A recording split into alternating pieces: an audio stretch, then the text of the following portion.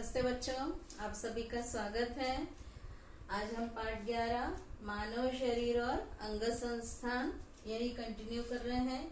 इसमें हमारा टॉपिक रहेगा रक्त, ब्लड। जो सभी जानते हैं कि रक्त कौन से रंग का होता है, लाल रंग का होता है।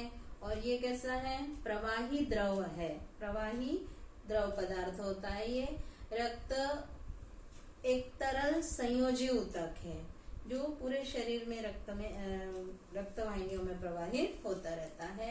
ऑक्सीकृत रक्त का रंग गहरा लाल होता है और स्वाद कैसा होता है, नमकीन होता है। इसका रक्त का पीएच मान जो होता है 7.4 होता है। और रक्त दो घटकों से बना होता है मुख्य रूप से, रक्त द्रव जिसको बोलते हैं प्लाज्मा, और दूसरा है रक्त कणिका या रक्त कोशिका जिसको ब्लड कार्पसल्स कहते हैं या सेल्स कहते हैं। चलिए हम रक्त द्रव के बारे में पढ़ते हैं। रक्त द्रव हल्के पीले रंग का पारदर्शक क्षारीय गुणधर्म वाला द्रव है, क्योंकि इसका पीएच कितना होता है 7.4। इसमें करीब 90 से 92% पानी होता है, 6 to 8% प्रथिन पदार्थ होता है और 1 से 2% अकार्बनिक घटक और अन्य घटक भी होते हैं। अब होता है एल्ब्यूमिन रक्त द्रव में। ये क्या काम करता है, पूरे शरीर में पानी विभाजित करने का कार्य करता है।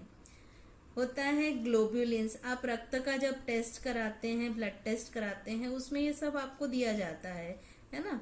तो ग्लोब्युलिन्स जो है संरक्षण का कार्य करते हैं। फाइब्रिनोजेन और प्रोथ्रोम्बिन रक्त जमने की प्रक्रिया में सहायता करते हैं।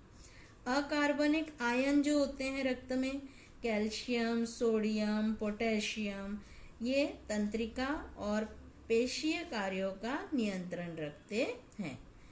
इसके बाद दूसरा घटक आता है रक्त कणिका या रक्त कोशिका जिसको ब्लड कार्पसल्स या ब्लड सेल्स कहते हैं। कौन कौन सी सेल्स होती हैं ब्लड में? पहली होती है लाल रक्त कणिकाएं, आरबीसी, रेड ब्लड कार्पसल्स। आकार में ये छोटी होती है, गोल नहीं होती है, वृत्ताकार होती है। केंद्रक विहीन कोशिकाएं होती है, इसमें केंद्रक नहीं पाया जाता है। इन कोशिकाओं में स्थित हीमोग्लोबिन इस घटक के कारण रक्त का लाल रंग होता है। हीमोग्लोबिन के कारण रक्त का लाल रंग काय के कारण होता है? हीमोग्लोबिन के कारण होता है। हीमोग्लोबिन के कारण ऑक्सीजन रक्त में घुलता है। ऑक्सीजन को कौन अवशोषित करता है रक्त में? हीमोग्लोबिन। हीमोग्लोबिन ही ऑक्सीजन को अवशोषित करता है। रक्त के प्रति घन मिलीमीटर में 50 से 60 लाख आरबीसी होते हैं।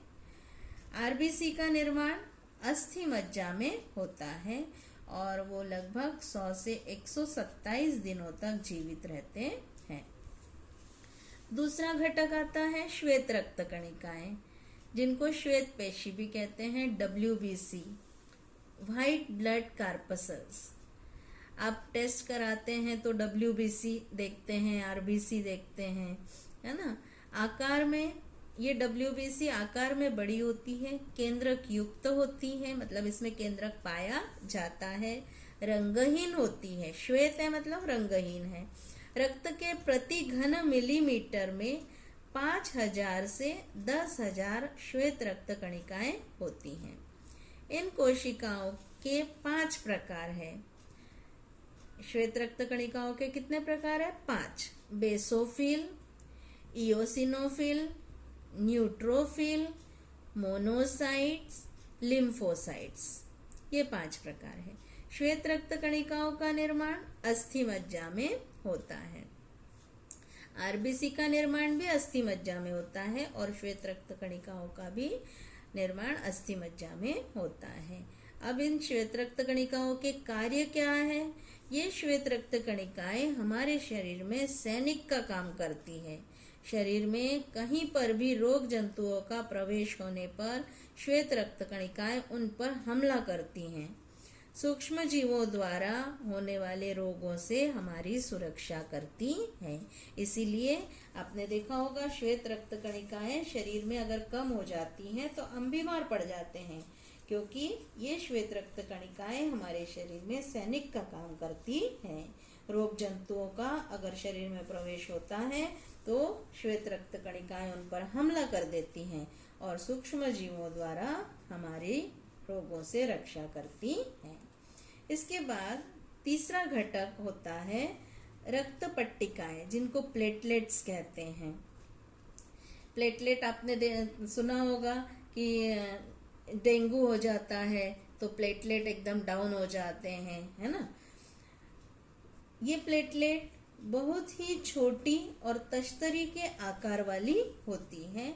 रक्त के 1 घन मिलीमीटर में लगभग 2.5 लाख से 4 लाख तक होती है। इनके कार्य क्या है प्लेटलेट्स का? ये रक्त जमने की क्रिया में भाग लेती हैं। इसके बाद बच्चों आता है रक्त के कार्य। रक्त का क्या कार्य है हम देखेंगे। पहला क्या है? गैसों का परिवहन। फेफड़ों में स्थित ऑक्सीजन क्या करती है? रक्त द्वारा शरीर के सभी भागों की कोशिकाओं तक प्रवाहित किया जाता है।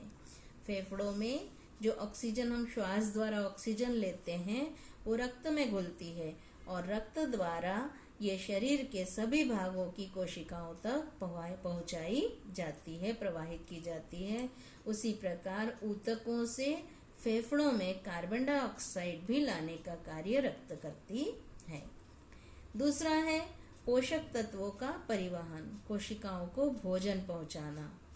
आहार नाल की भित्ति से जो पचा हुआ भोजन होता है वो आहार नाल की भित्ति से ग्लूकोज, अमीनो अम्ल, वसायुक्त अम्ल जिनका पाचन हो चुका है, ऐसे सरल पोषक तत्व रक्त में अवशोषित कर लिए जाते हैं और वो शरीर के प्रत्येक कोशिका तक पहुंचाए जाते हैं।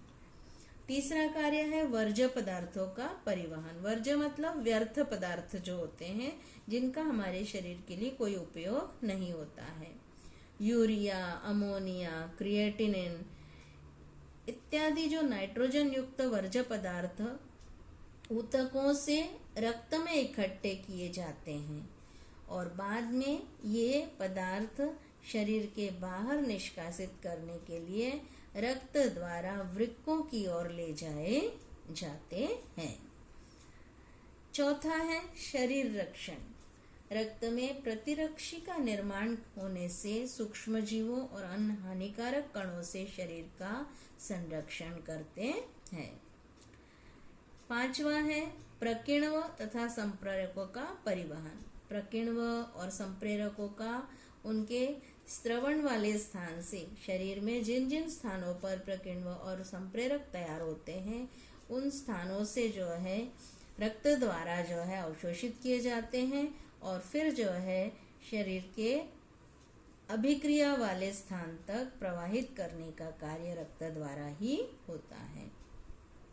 छठवां कार्य है ताप नियमन। वाहिनियों के उचित विस्फारण एवं संकुचन के कारण शरीर का तापमान 37 अंश सेल्सियस बना रहता है। और सातवां है शरीर में सोडियम, पोटेशियम जैसे लवणों का संतुलन बनाए रखना। और आठवां है चोट लगने से रक्त प्रवाह होने पर वहां रक्त का थक्का बनाकर जख्म को बंद करना। यह कार्य प्लेटलेट्स और रक्त द्रव में स्थित फाइब्रिनोजेन नामक प्रोटीन करते हैं। जब कभी भी ये चोट लग गई हो बच्चों, तब आप देखते हैं कि खून लगातार बहता नहीं है, थोड़ा सा जो है बाहर निकलता है और फिर वहीं जम जाता है और रक्त का प्रवाह बंद हो जाता है। ज़्यादा बड़ी चोट लगती है तब जो है रक्त ज़्यादा प्रवाहित होता है, लेकिन जो है छोटी सी चोट लगती है तो जैसे सुई लग गई उंगली में तो जो है बाहर रक्त निकलता है और फिर तुरंत जो है वहीं के वहीं जम जाता है। तो ये रक्त जमने का, थक्का जम जाता है, ये कार्य कौन करते हैं? प्लेटलेट्स रक्त में जो पाए जाते हैं और रक्त द्रव में स्थित फाइब्रिनोजेन नामक प्रोटीन करते हैं। इसके बाद बच्चों आता है मानवीय रक्त समूह। रक्त के प्रतिजन और प्रतिरक्षी इन 2 प्रथिनों के आधार पर रक्त के अलग अलग समूह किए गए हैं। मनुष्य में रक्त के मुख्य 4 रक्त समूह हैं, ए बी और ओ। ये 4 रक्त समूह होकर RH पॉजिटिव और RH नेगेटिव। RH मतलब रिसिस बंदर के नाम पर जो है इसको RH नाम दिया गया है। RH पॉजिटिव और RH नेगेटिव, ऐसे इन प्रत्येक समूह के 2 प्रकार मिलाकर कुल 8 रक्त समूह होते हैं। जैसे RH पॉजिटिव, RH नेगेटिव, मतलब रक्त समूह A है। किसी का रक्त समूह A हो सकता है, B हो सकता है, AB हो सकता है और O भी हो सकता है। तो अगर A है तो A किसी का RH पॉजिटिव हो सकता है, A RH नेगेटिव हो सकता है। B है तो B RH positive, B RH negative. AB RH positive, AB RH negative और O RH पॉजिटिव और O RH नेगेटिव। ऐसे कुल 8 रक्त समूह होते हैं। इस तरह से बच्चों आज हमने क्या पढ़ा? रक्त के विभिन्न घटक और फिर रक्त के कार्य और मानवीय रक्त समूह। आज इतना ही। धन्यवाद।